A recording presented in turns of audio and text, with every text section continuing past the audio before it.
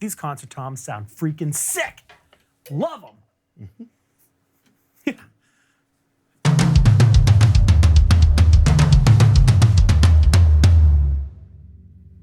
These drums sound so much better than Dave's. So much better.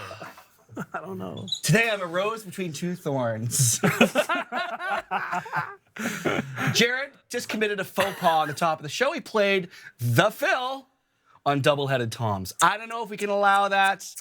Today we're talking about single-headed toms versus double-headed toms. We're going to learn about single-headed toms because a lot of folks don't know about them. And we're going to compare the two, see which one reigns supreme. Join us right now on the Drum Department.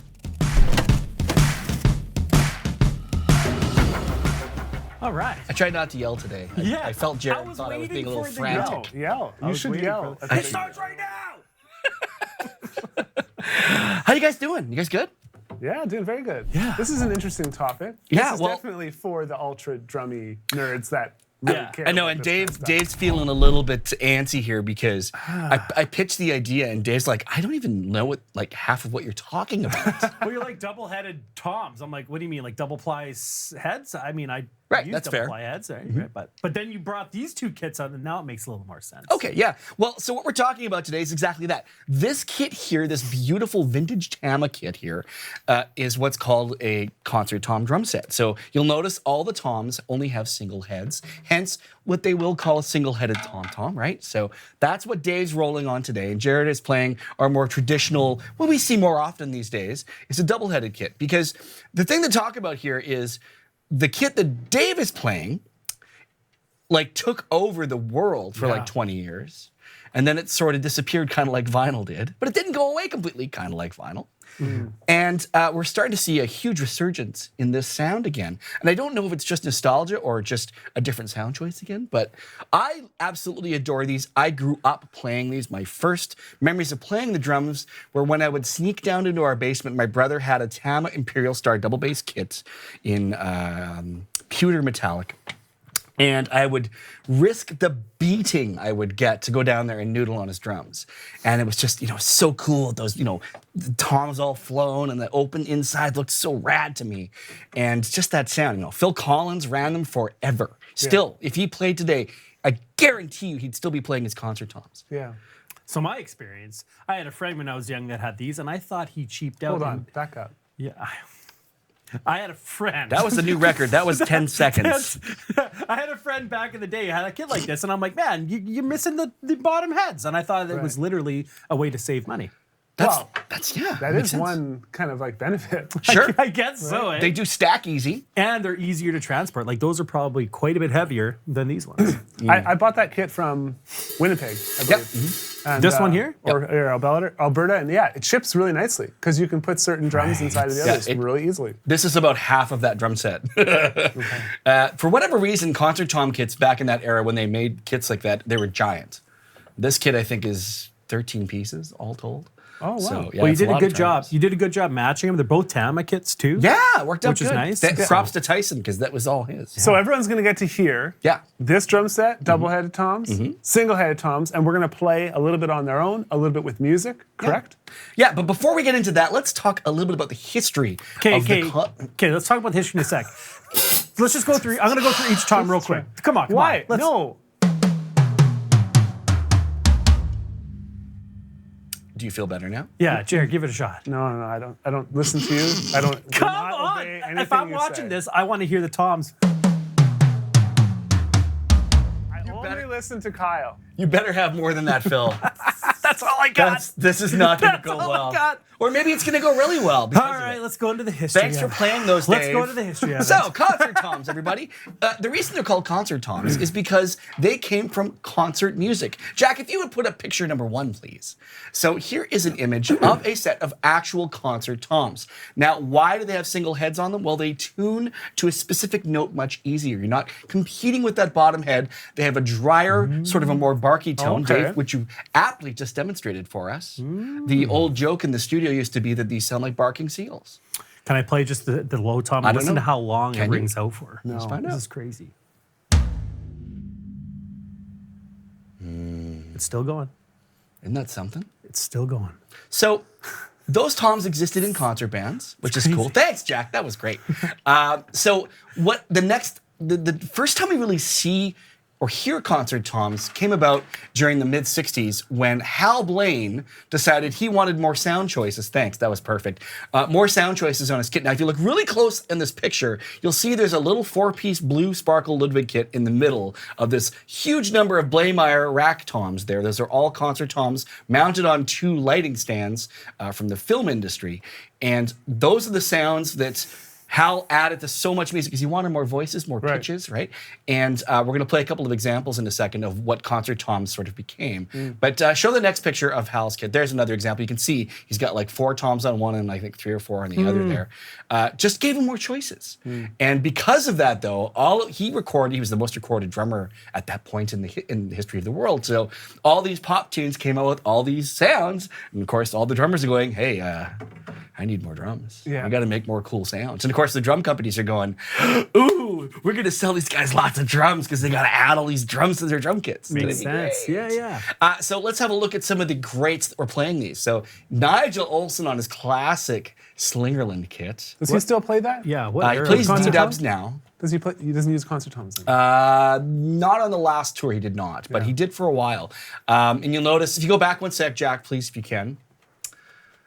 You'll notice the mics are actually inside the toms. This was actually a huge advantage back then because it helped really keep the toms in the PA wouldn't bleed out so much over the having mics on top. Next picture, of course, is the amazing Keith Moon. If you look really close at this picture, he, as usual in Keith Moon's style, he couldn't just have concert toms. There's a full row of double-headed toms. He's got both of these drum sets combined.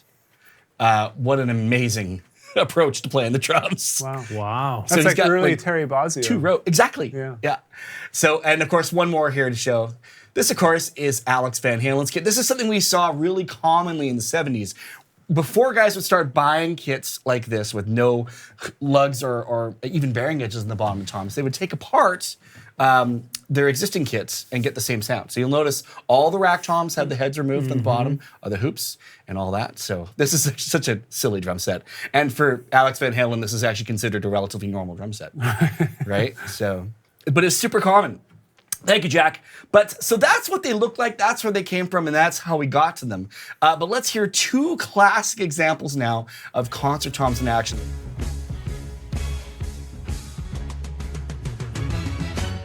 Cherokee people, Cherokee tribe,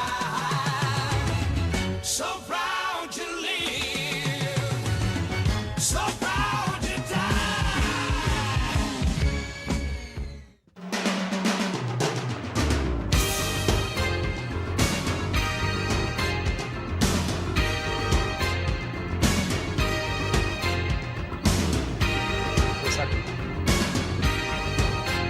Pretty cool. You guys, you're reacting to nothing because we couldn't hear it. We couldn't hear. I So hope you guys can't heard even that. comment on it. Cherokee people is like literally Hal Blaine going up and down the toms, like 10 times. Right. And the Phil Collins tune, "Doesn't Anybody Stay Together Anymore," opens with this killer like 1-bar tom fill, and the whole groove is toms. It's super cool, and it's so clearly that concert tom sound. I'd get your opinion, but we'll have to check it out later. Oh, you know what? Why would you guys need to listen to those videos? You're sitting in front of these drum sets. Yeah. Exactly. Yeah. So exactly. you know what that tells me? It's time to segue into our challenge, everybody. Ooh. That's the best. That's the best. Yes. I don't know if Jack's playing me or just slow. You should be the one putting the transition in. It's hard for him to know when you're going to say it. I was slowing down. I think it's even better when they're just like that 3 or 4 seconds. Just a little bit of slow awkwardness. zoom on your face too. All right. All right. What's the Okay, challenge? all right. Computer's not happy, he says. Okay, I'll give you that. So today's challenge, what we're going to do is we've got a couple of clips queued up from some classic songs. A couple of them, I'm trying to think. None of these would have had concert toms. One of them might have had some fills with some concert toms. Okay. But we're going to see, you're both going to get a chance to play them. There's no drums in the recording. You don't have to make them sound like the recording, but the idea is to explore a double-headed tom kit for those songs and a concert tom kit for those songs and see what right. we think. right. Compare and contrast. Nice. Right? So let's do the first one. Jack, correct me if I'm wrong. I think the first one is the Foos. Thank you. Okay. Foo Fighters. So who wants to go first? We'll let Jared go first. Okay, Jared's going to go first. Sure, let's do that. So the first thing, so Jared, you're going to play through this. This is what it sounds like to play a bunch of cool rock fills in a Foo Fighters song on double-headed drums. Here we Okay. go. Check it out.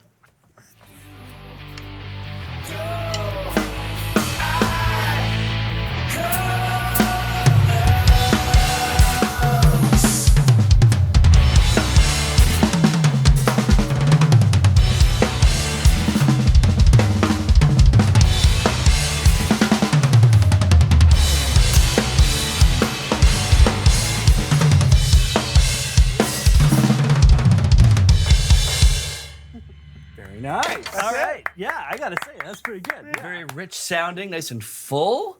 Really enjoyed And that's what Taylor played it on, right? It's a double-headed. Yes, now there are a couple of concert toms. He's one of the big fans of concert toms. Oh, so he like adds in stuff. Taylor Hawkins, Danny Carey, a lot of the modern guys, Aaron Sterling, who plays with John Mayer. A lot of these guys are playing concert toms these days, but they're not necessarily complete concert tom kits. Taylor famously had like a little 10 and an 8 sometimes. So you get a little bit of both. Hey, so are these both like, do they have similar drum heads on them? Yeah, they're almost exactly the same. Yeah. Yeah. Because these are, just so everyone knows, there's like no muffling on these toms. They're totally Neither, open. yeah. And I don't know who tuned them, but they sound amazing. Is Tyson? tuned I them? think so, yeah. Tyson tuned them. We Yeah. kind of spend a bit of time with both kits, but yeah, both have clear G2s on them if you want to get nerdy on it. Yeah. One of these drums does not, but it's as close as possible and it sounds apropos. Oh, there you go. Thanks, Dave. All right, Dave, it's your turn. We want to find out what it would have sounded like if Hal Blaine got a chance to record this song by the Foos. So this Well, is you won't all hear that. concert You'll toms. hear if they play it on a right, so- concert tom. So what I want you to pay attention to here, and this is important, and Jared would point this out as well, do not pay attention to what Dave plays. Thank Pay you. attention to the That's sound. easy. Lifelong. The sound of what? This challenge was made for me. Just run the clip, Jack. Here we go. Just Foo run the Fighters on clip. the concert toms. God damn.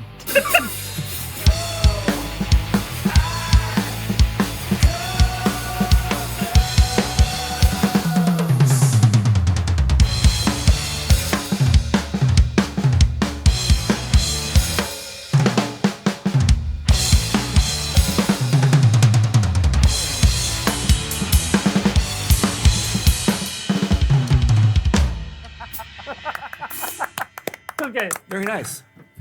I love the clarity of these things. Well, you hear just the attack. You don't hear much after that. You No. hear, there's a tubbiness, and Yeah. there's a roundness, and a quick, like, sharp drop up. I'd love to look at like the wave on Yeah, the, that's fair. the 13, or 12 versus the 12 on that, and see Buh. how quick the decay is. Big time. I sound mean, you goes heard right this, out. you Yeah. heard the low tom there. Like it was still ringing after like 4 or 5 seconds. Yeah. That's the irony, is like you said, like the higher toms, that's so true. It does get a little bit fuller in the bottom drums, though, you know? Right. These ring forever, too, though. So, but what I will say is, I know for myself, whenever I play a concert tom kit, well, most of the time, it's usually more drums. It's usually this or bigger, it seems. So that's part of the thing. But the other thing is, you tend to play more notes because of that decay. Because you don't have a long tone. You're like, oh. You think you played more notes? Absolutely, I do. On that? Really? 100%. Yeah, I think I would right now play the opposite because Okay. they ring out longer. But there is that attack. What's the next song? Let's see what the next song calls. It's hard to say. I don't know. Okay, next one is, I believe this is the band that starts with M. Yes. Okay. So this is a classic intro.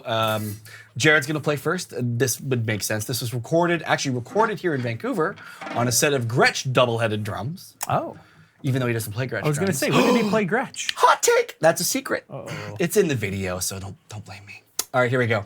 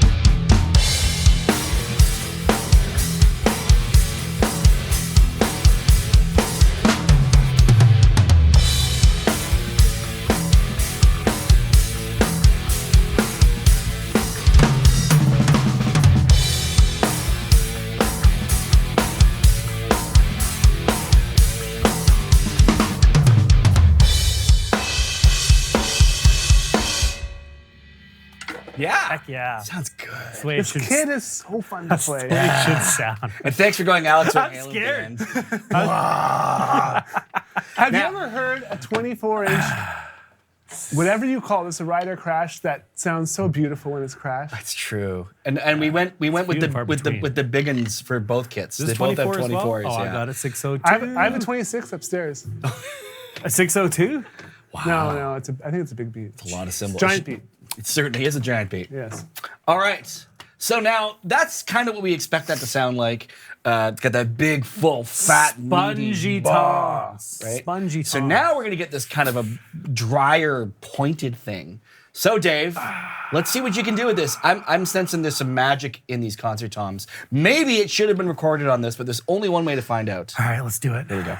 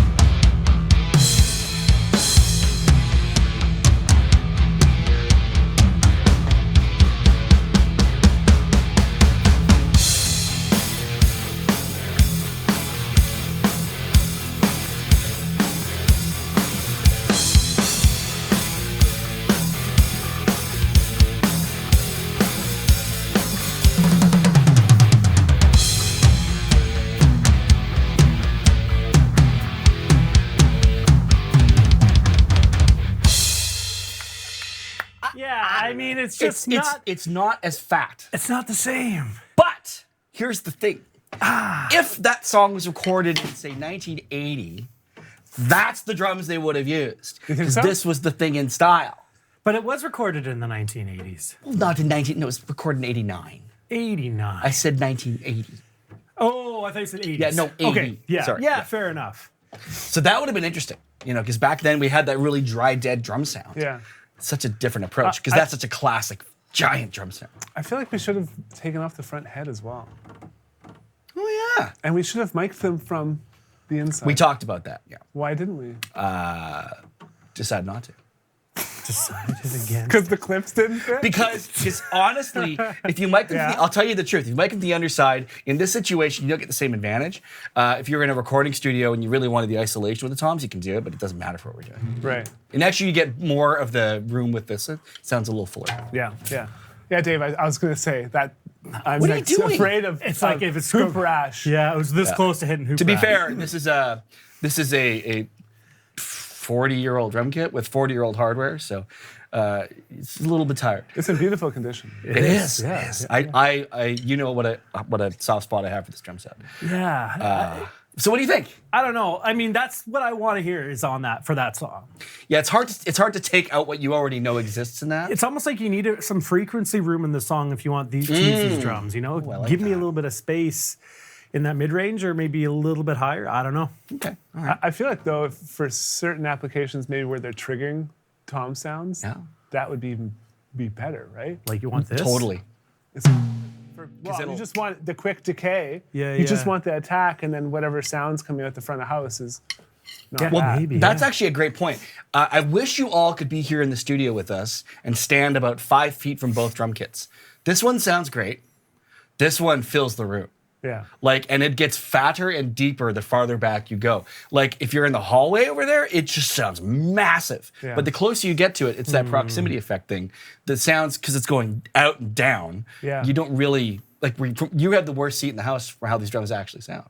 Because they project But over outwards. there, holy cow. And that's the other reason this was actually a big thing back in the like late 60s, really through the 70s and the early 80s, was it helped.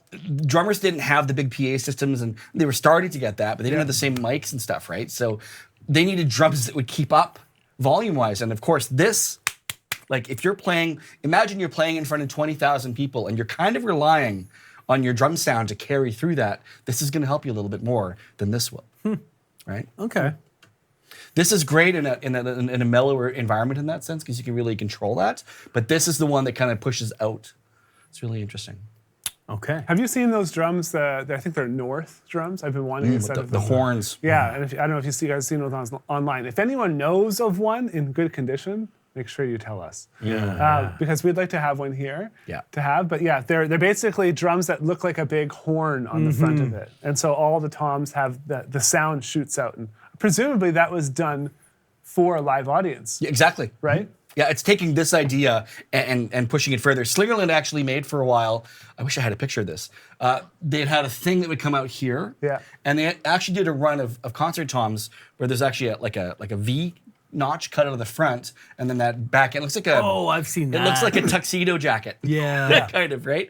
And that was solely purpose was to push the sound outward. Yeah. The other kit, honorable mention, if you're gonna contact us for North drums, staccato drums as well. Yes. Yeah. They have the weirdest looking bass drum of all time. It looks like Homer Simpson's pants. Oh, that's the one that's. It's got a weird baffle in the Yeah. middle of it, Right. and it's even bigger than the North bass drum. Yeah, like two kind of squares. Yeah. Almost like a back of a rocket. Yes, that's right. Yeah. That's Yeah, right. both of those would be a lot of fun, and they're ridiculous to set up because Yes. there's like what you think is like a 12-inch tom. You look at the head because the way the drum funnels out, it's like an 8-inch tom. Right. It's like goof, but it's the size of this desk. And the sound must just go away, completely away from I the can't drummer. imagine you hear a whole lot yeah, of the you drum probably set. wouldn't. Yeah. You You're need one gonna of hear those a whole quarters lot and of- Davies thrones. You can hear a lot of this. Yeah. Yeah. It's like playing an electric kit. Yeah, totally. All right, we got one more track to play, and then I got a couple more fun, kind of freewheeling One more challenges for you track. guys. One more track. Do I know what one this is? Doesn't matter. All right, here we go. BTS. So this one is an Irish band. Irish band. Irish band. Okay. Yes. Cat. You as well will know who they are. Okay. Okay. So this was very famously played on a little 4-piece drum kit. But let's see what it sounds like. Maybe some more toms. It was recorded on a double, two-headed drum kit. So That's I the get word. the short end of the stick. No, I think you get the chance to make it something that's different. All right. Here we go.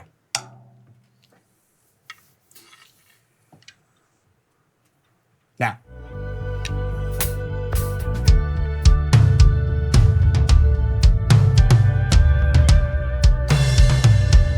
And you give yourself away. And you give yourself away.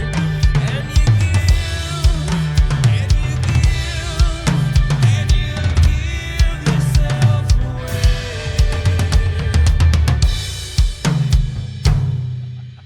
Well, I wish I would have known. No, I like that. I don't. No. I'm not gonna put a backbeat in either. I'm just gonna use the times to sing. And that's not a slight. I think it's good. Let's do it. Let's That do was it. the strongest dig Dave could probably Oh give you. come on! I was saying it's a good thing. I was gonna say Dave this. can't comprehend music unless there's some Oh, rhythmic God, indicators. Here we go. I need that anchor.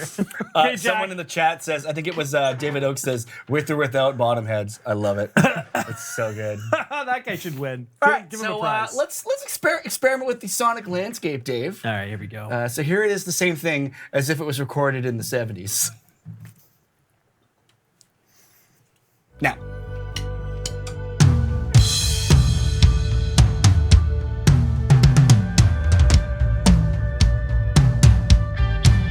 And you give yourself away.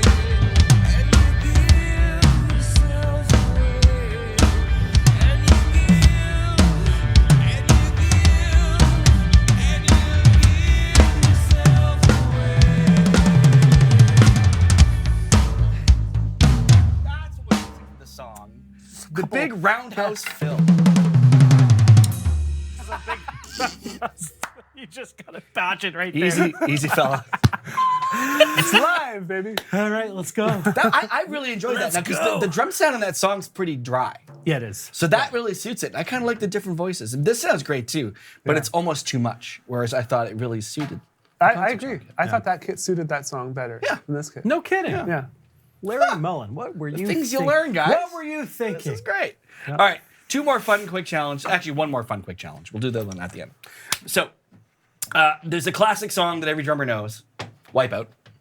So pick a tom. I would say probably the 12-inch tom. Thinking. one.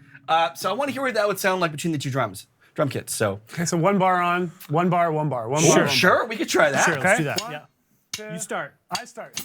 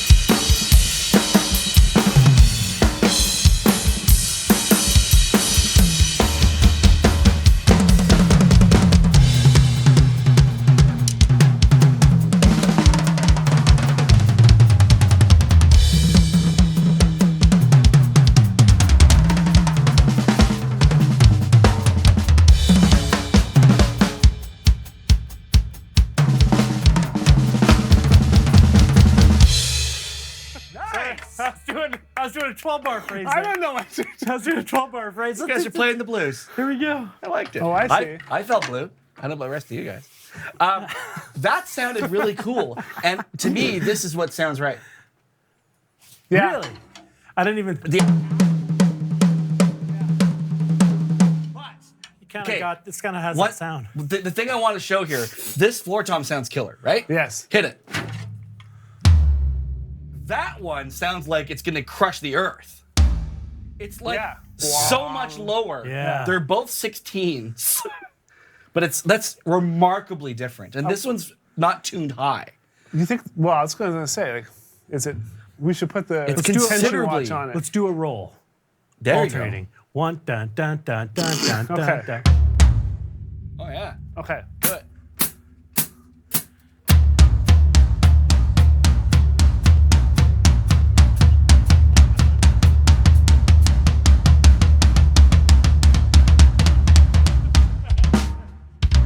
You know what you have to do is you have to hit it one time. Yeah, you totally do. If you're listening to this as a podcast, you have to go watch the video of Jack switching back and forth. That was like Quaalude Thunder there for a second. I felt like I was suddenly leaving my body on an LSD trip. That was great. But what a difference in the sound there. So- It's very interesting. So back to the LSD thing. When did you first experiment with this? I'm on it right now. How do you know what it feels like? Anybody else see the dragon in the room? Oh, there it goes. There we go. All right, guys. Thanks so much for taking part in that. I'm actually pleasantly surprised at how this kit sort of still holds its own. Like I say, I have a soft spot for these darn things. What do you think? What's your final takeaway on this, Dave? I mean, to me, they're fun to play. I find more applications that I like that sound in, and I don't know if it's just because I'm used to it. Like even when we did fair. Metallica, I just want to hear that spongy sound because that's what I've been used to hearing. So it kind of threw me off a little bit. However, it is fun to play, and Wipeout did kind of, it did feel better on this kit. Karen? Well, I can't choose one or the other. I don't think that's the point, is No, it? not necessarily. No. I think for certain applications and for certain moments in my life, I would love to play that. I played it on the, I'm blanking on the band, that metal video, Metal. that where I learned that song. Come on. Oh, Gojira. Gojira. Gojira. That's Seriously. right. I played it on that and I loved it because Played it on this kit, hey? the notes are so easy to pull out of those toms. And you can hit really hard and it doesn't seem to Doesn't choke. choke as much. Yeah. That's true. I really liked it. And I would love to take that kit home. Now that I'm seeing it, I'm like, oh yeah. Because I'm looking for the next kit in my studio. That's what happened. I want to know if you can set the whole kit up in your studio and still be able to like get in and out of it. Yeah, that'd be That'd be tough. fun. Same thing happened last episode. Tyson's like, hey, where'd that China go? That's true. I just take it home. There's perks. I get it. The thing is, these are just so much fun to have. You're totally right, Jared. So if you're out there and maybe you have a drum kit and you're thinking about what that second kit could be, if you see, because they're often a really good price. Yeah. Because a lot of folks don't know what they are. That's what we're doing today. We're talking about these. Yeah. Go ahead and get yourself a set or even just get a couple of toms. Or the other way is go old school and get yourself another drum set, usually an older drum set, and literally take the bottom heads off, take the bottom hoops off. If you want to go all the way and really commit, take the bottom lugs off because then they won't rattle. Yeah. And then you really, in effect, have created the same thing. This is actually what a lot of drummers did, like Alex Van Halen did, you know. But it's just so much fun.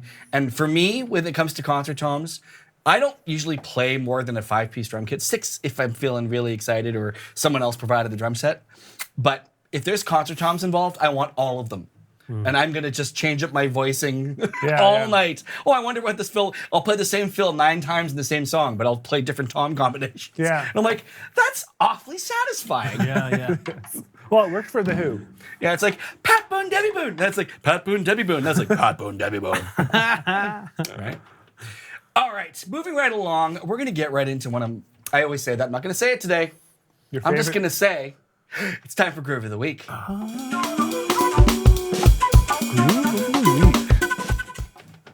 This week's Groove of the Week is brought to us by drummer Andrew J. Edmonds. Check this clip out. Jeez.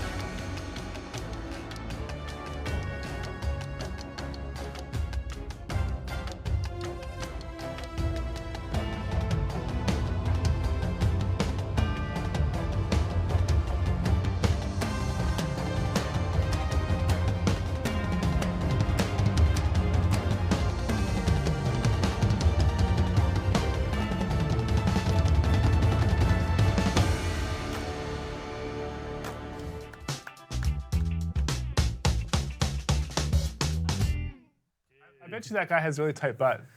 Wow. That's what you must. took away All from the that. squats going up and down. Okay. Like, seriously.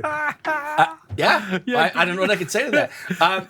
Concert toms, I thought that was fitting, but honestly, Yeah. Andrew's got all kinds of cool stuff. There's a bunch of different things with all these really cool apparatus setups like that. There's a couple that are in full circles. And this He's guy's, playing- I've never seen him. On No. Instagram? Yeah, What's Andrew his J. handle? Edmonds. Actually, he's a heavy LA session guy. No But kidding. has a very low profile. He wins Yeah. all the internet points for today. That was super creative. That was super cool. I could watch that. I don't know if that was the whole video there, but I could watch the whole series. That's super cool. clearly from like a soundtrack of some sort. Well, there was pipe drumming happening in That's the right. background. He's I not heard. playing all of it. That's No, true. Yeah. no. But that was cool. But yeah, Andrew J. Edmonds, everybody. Yeah, I Check followed out him. Andrew J. Edmonds. Andrew.j.edmonds. Thank you. There it Yeah. is. All right. As exciting as it is to talk about drummers out there in the world, we love to celebrate the drummers inside the Drumeo world. Do you like that? I do like that. This week we have two students to feature because we weren't here last week, and it's only fair to celebrate both of them. So we've created a supercut of these 2 weeks' students of the week. I need a version of that splash with a little S as an extra if we need it. We're going to celebrate today Aussie Maiden, Omar K. Let's watch them play first, and then we're going to talk a little bit about them. Here we go. Heavenly Father, righteous Lord, we take from each other and give nothing at all. Well, it's a long shame, but never too late for change. So if the love follow, just reach out and call his name.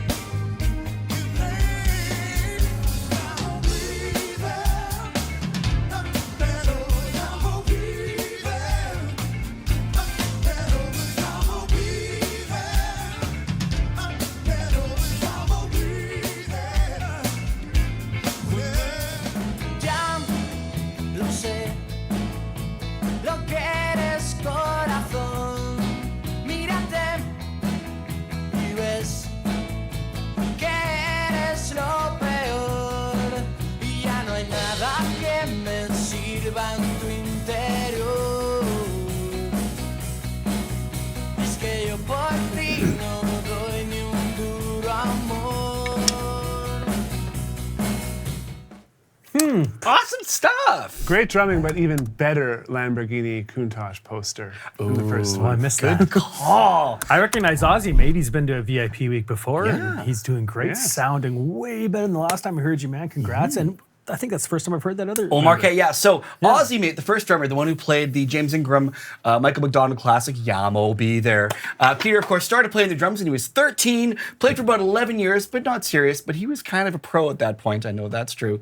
Life got in the way. He stopped playing the drums after a 35-year hiatus. Jeez. That's not true. He's only 50 years old.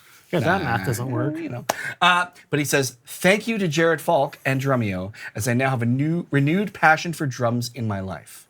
Peter is an incredible student. He absolutely And is. he is that because he is professional in other areas. I think that's Tennis what you- instructor. Yes, Tennis that's what you're instructor, alluding to. But yeah, ultimately he understands how to get through the pain of not being good at something. That's so true. Yeah. That's the hardest part to get through. So I always tell my kids, it's like, yes, you suck at it now, but think of how much you love playing the other songs that you're now good at. That's right. Jared Omar just K. telling his kids they suck. You suck. They said they suck. Negative reinforcement also works. But Omar just K, treat you like let's that, Dave. let's not forget Omar. Omar's got a great story. Started playing the drums because his 2-year-old son loved the drums. So they got a little drum kit, and he kind of destroyed it. But he wanted to teach his son how to play a beat. So he looked online, found you teaching how to play a beat, and he was blown away by this. He's like, this is really interesting to me. I want to check this out. So he's like, you know what? I'm going to get myself a drum set. So he did. He says, learning music has changed his life. He's now learning to play the guitar. He's loving it.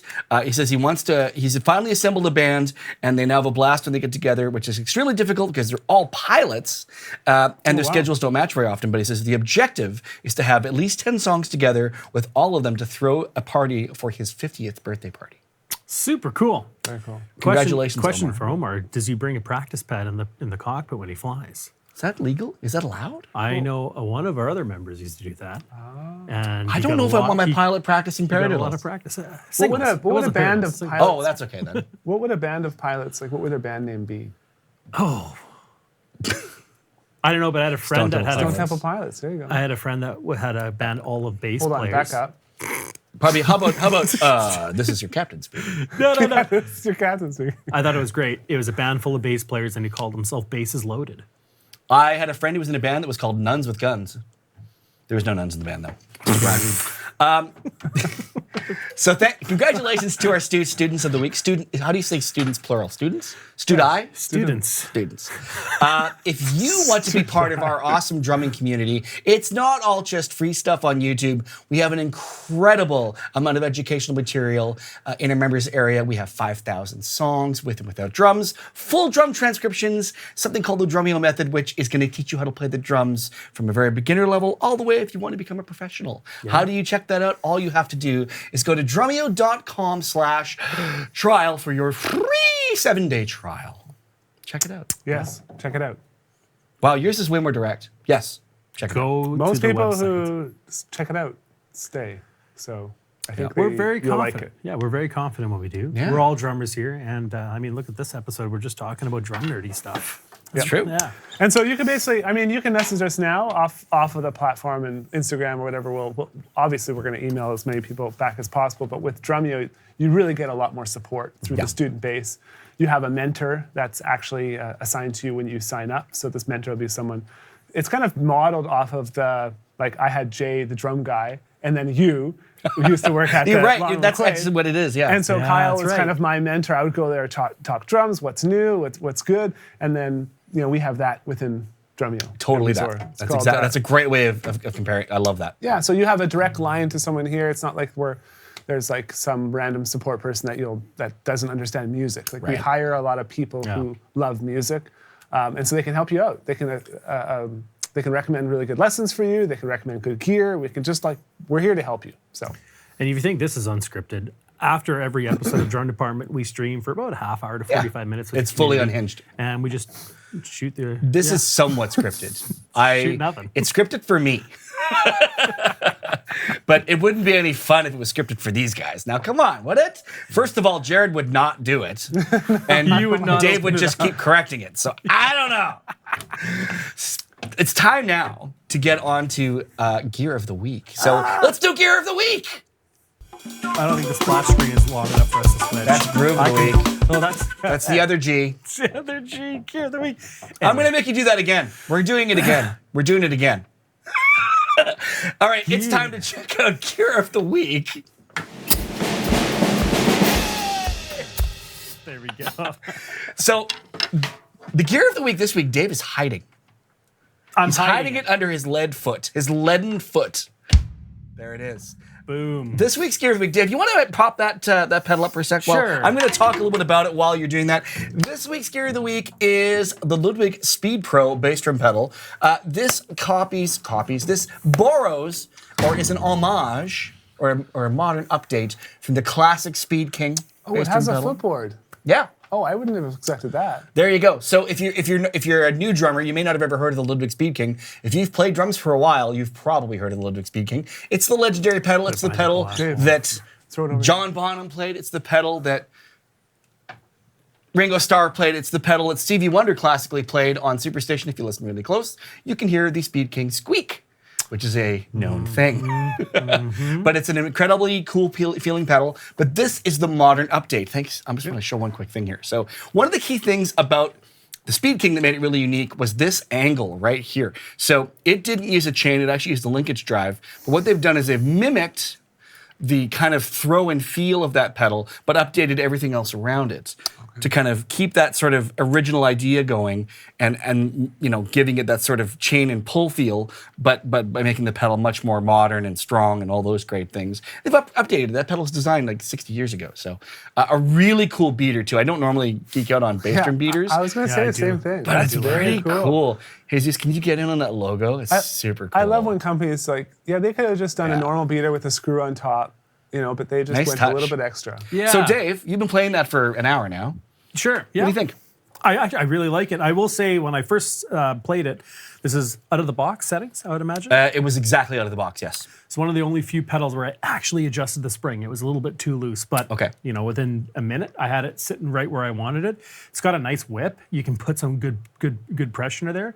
And the beater, I love the beater. It's not too heavy. It doesn't feel like it's a heavy beater. Why- It doesn't flow back and hit me in the shins. Why I don't like you it. show everyone your punk chops with a pedal like that? Ooh, there you go. Yeah, While sure. you're setting Dave's that got back the up, best Dave, punk have you chops. ever actually? You've probably played a Speed King. Yes. Dave, have you played a Speed King, the original? Oh, yeah. So those are known to be very light pedals. Yes. Yes. Would you say, Dave, if I blindfolded you and didn't tell you anything about that pedal, would it have reminded you at all of that? No. Okay, so it's more of a modern feel. It is a modern feel. I can see just like the foot design or the footboard design kind of tries to bring that nostalgia back. But yeah, and for doubles, right? Like you got that same kind of. You got the same kind of weight and support from, I don't know, I play Yamaha GW pedals and all that, and it's quite quick.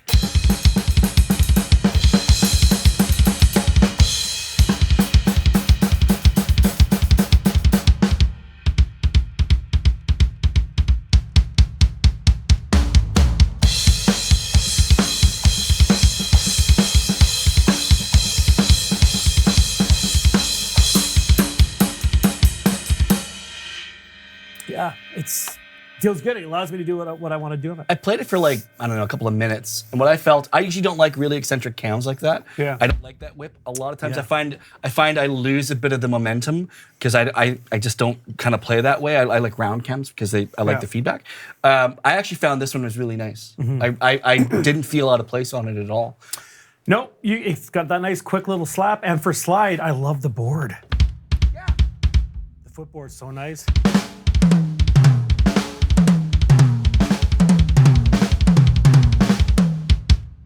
I can't see Ludwig ever really putting out bad stuff. I think you're You right. know what I mean? Like that's a pretty iconic drum company. No. They know how to do it. So next time you're shopping for a pedal, I would definitely consider this as an option. It's really well made, but has that kind of homage to the original pedal, which I think is really cool. They've done it in a way where it's not unhelpful. Yeah. If that makes sense. It has function and form. Sells for about $200 US, so it's right in that same range as a lot of pro pedals, but not totally crazy. Yeah. And we're gonna give that one away. 'cause Does it that's come what with a we do. double option? Did you say that? That's a great question. I believe it does. I believe it does. This is a relatively new offering from them. So, yeah, we're gonna give that pedal away to one of our members. Let's lucky. see. Lucky. If I'm gonna Lucky see what I can members. find here. Oh, you know what? Omar K's in the chat. The Pilots, they have a band name. He says he told us what his band is actually Okay. called. So he would be an expert on this. The band's called 3 and 2. 3 and 2. Don't know. Okay. I wonder Okay. if that's any way related to being a pilot. Yeah, it's got to be something. don't know. Does he bring a Good practice pad into the cockpit? I didn't see if he answered that. We'll find out later. He might not be legally allowed to say. All right, I'm just gonna pull a name at random today. We're just gonna go full. Gonna do it. The winner of that pedal is Rock On John with an exclamation mark at the end. Rock On John! Congratulations, Rock On John. You have won that Ludwig pedal that's was under Dave's foot. We're gonna clean it off when he's finished with it. We're gonna leave the stuff on there. leaving it all Leave the stuff on. Yeah. So email me at krad@drumeo.com and I will get you set up with that. Just make sure you send me your mailing or shipping address because I can't just like email it to you. You have to give me some sort of information. So congratulations to Rock On John. Congrats. And a great screen name as well. Which brings us to the end of the episode, which means it's time to give away a 1-year membership to someone out there on YouTube. Thank you, everyone on YouTube who's watching today. We had a high of over 400 people today, which is awesome. People want to know about concert toms, Dave. That's crazy. I know. I'm so glad that you were Good. wrong. Yeah. I am too, Kyle. Yeah, right? We I both am win too. if you're wrong. Everyone wins. Which is good. Okay, Dave, you can choose today. Give me a number between. Oh, I can't use. Number between 1 and 6, please. 4. 4. I can't say that name. No. Well, then they can't win it. Okay. I mean, The name has to be appropriate I enough. can say it. Say it. Say Okay, it. I'm saying it. Well, unless it's. It's you know. not. No, it's not bleepable. Okay. I'll say that. It- And as one word, I've made a point of it now, so we're gonna have to do it, I guess, right? Go for it. Okay. Congratulations, Shifty Midgets. You have won Oh, 1 jeez. year to Drumeo. There you go. Email me. I'm not saying it twice. Email me at krad@drumeo.com, and we'll talk privately about getting that name changed. And you'll have a 1-year membership to Drumeo. Congratulations. That's daring of you. What's wrong with the word shifty? Thanks, Jared.